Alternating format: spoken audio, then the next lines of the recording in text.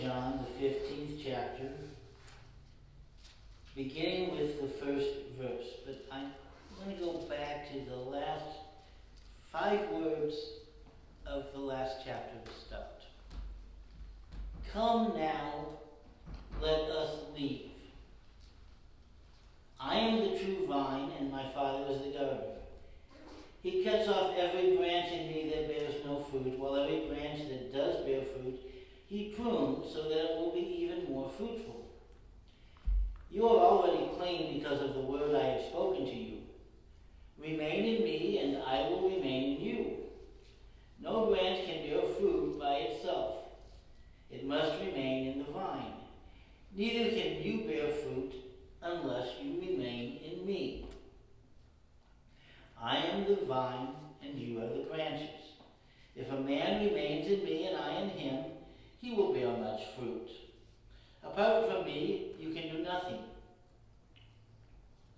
If anyone does not remain in me, he is like a branch that is thrown away and withers. Such branches are picked up, thrown into the fire, and burned. If you remain in me and my words remain in you, ask whatever you wish, and it will be given to you. This is to my Father's glory, that you may bear much fruit, showing yourselves to be my disciples. As the Father has loved me, so have I loved you. Now remain in my love. If you obey my commands, you will remain in my love, just as I have obeyed my Father's commands and remain in his love. I have told you this so that my joy may be in you and that your joy may be complete. My command is this: love each other as I have loved you. Greater love has no one than this, that he laid down his life for his friends. You are my friends if you do what I command. I no longer call you servants, because a servant does not know his master's business. Instead, I have called you friends. For everything that I learned from my Father I have made known to you. You did not choose me, but I chose you and appointed you to go and bear fruit, fruit that will last. Then the Father will give you whatever you ask in my name. This is my command: love each other.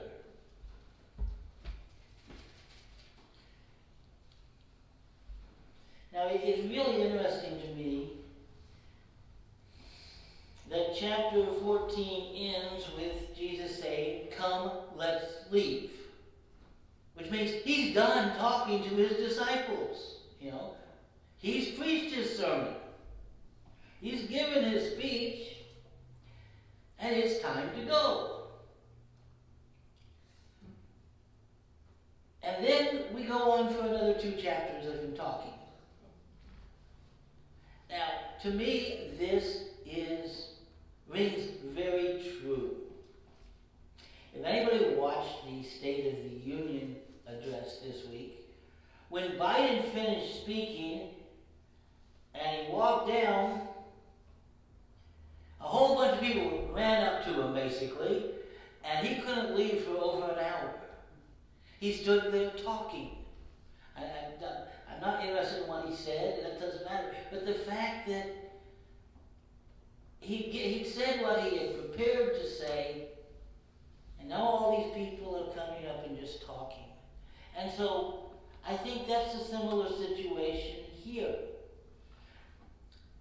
Jesus had planned everything he was going to say up to this point. And now he's just talking. We're like that.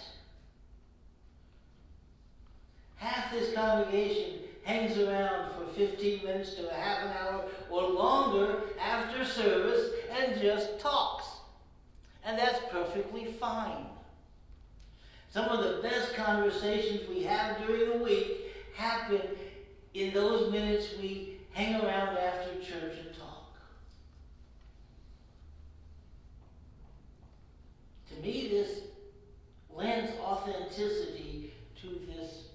fighting. And I can imagine if I was filming this as a scene, I would have had them all sitting around listening to Jesus up until this point.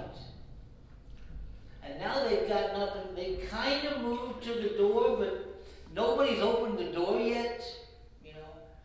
They don't want it to end. They want to keep learning from Jesus. They want to keep talking and listening to Jesus.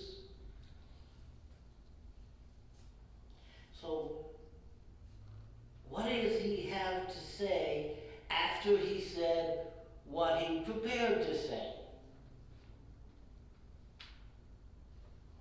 Well, he gives them an analogy they all recognize. Cut the branch off a tree, it doesn't bear fruit anymore. If the branch was going to bear fruit, it has to stay in the tree. It has to be connected. So he's telling them, you need to stay connected to me. Now remember, he's just told them he's going away. And they can't follow him.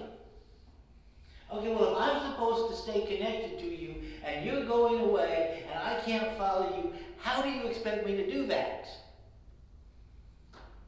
He didn't leave a forwarding address. He didn't give them his cell phone number. He just said, remain in me. He said, if you want to remain in me, love me. And if you love me, keep my commands.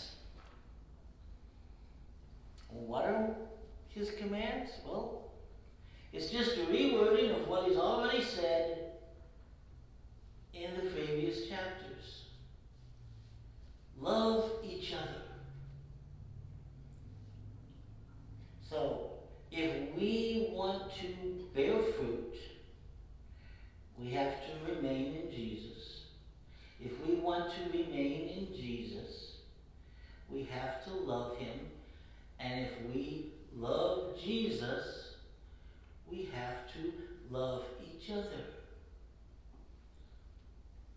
Now, we may ask, why is Jesus repeating the same command over and over and now over again?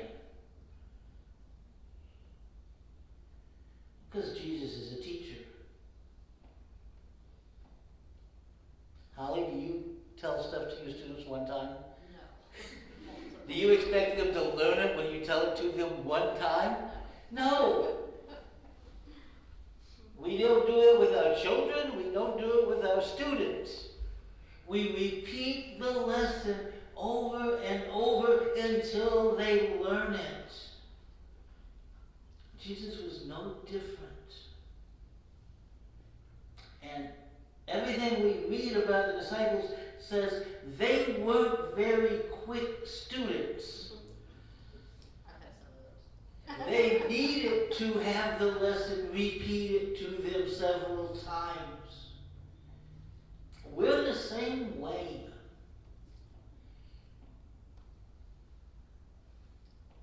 It makes me wonder sometimes, when people say, well, Jesus was a good teacher.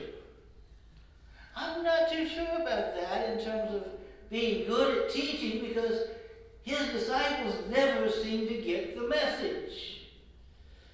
And then I realized when they say that Jesus is a good teacher, they're not saying he's good at teaching. But he's a good teacher the same way that Mr. Cunningham was a math teacher, or Mrs. Henderson was a science teacher. Mrs. Henderson teaches science, Mr. Cunningham teaches math. Jesus teaches good. When we call Jesus a good teacher, he is a teacher, and the subject he teaches is goodness.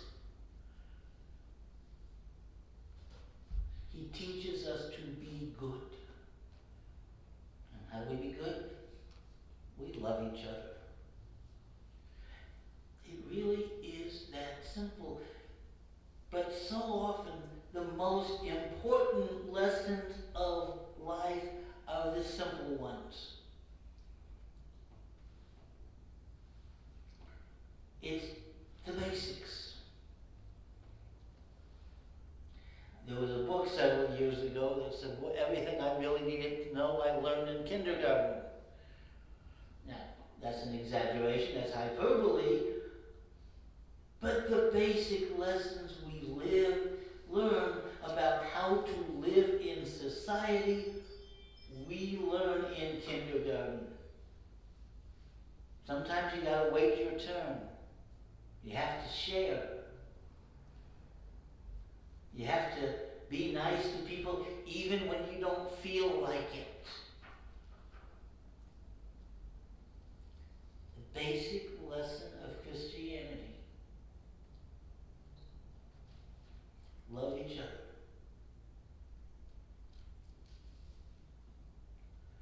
Here Jesus is. He's about to walk out the door, and he knows that before the end of the night, he is going to be arrested. His followers are all going to flee. He's going to be betrayed. He's going to be denied. And he's going to be tried and convicted. He knows what is waiting on the other side of that door. He knows this is his last real chance to teach his disciples.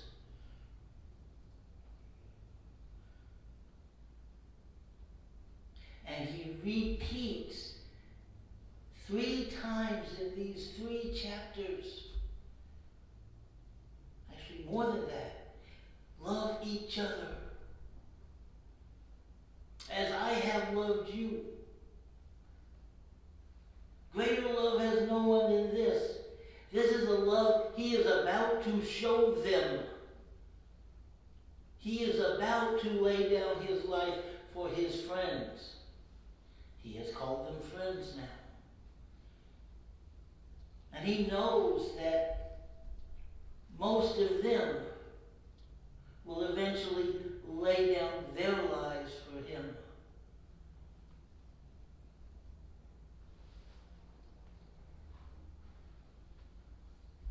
Besides the command to love, the other encouragement he gives his disciples is this: I have called you friends. You're no longer my servants. Which is kind of funny because he keeps repeating, do what I command you, and that's the words you give to a servant. You know, I'm the boss, you're the servant, you do what I say. But he doesn't say it that way. He goes, I'm your friend. And if you're my friend, you'll do what I've commanded. Because what's the difference between the servant and the friend? It's the servant's job to do what he's told. But the friend knows why he's being asked to do it. He said, everything my Father has made known to me, I have made known to you. In some level now, we are equal.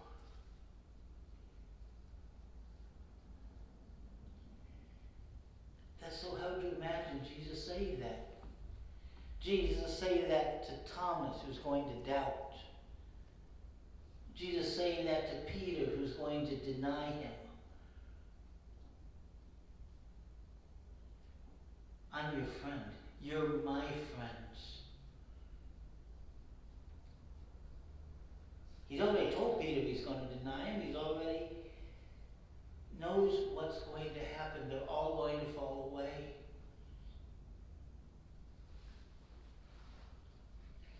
He also knows that before they fall away, they need to hear this message.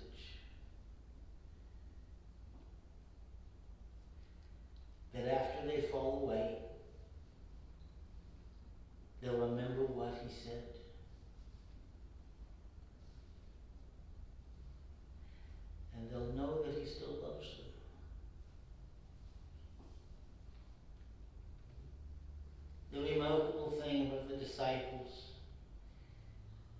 in the first story of the crucifixion and the resurrection isn't that they ran away.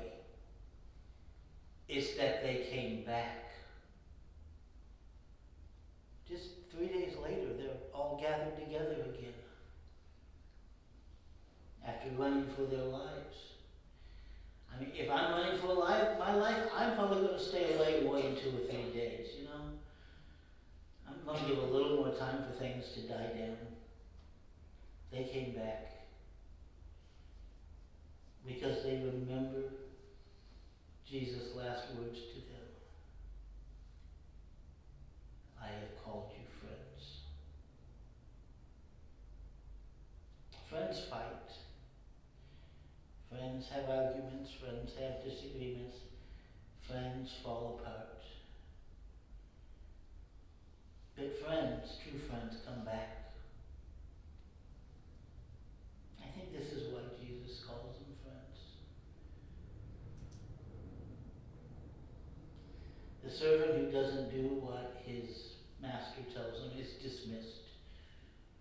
He's fired. The friend is welcome back. Yes, we serve God and we serve Christ. But more than that, He is our friend.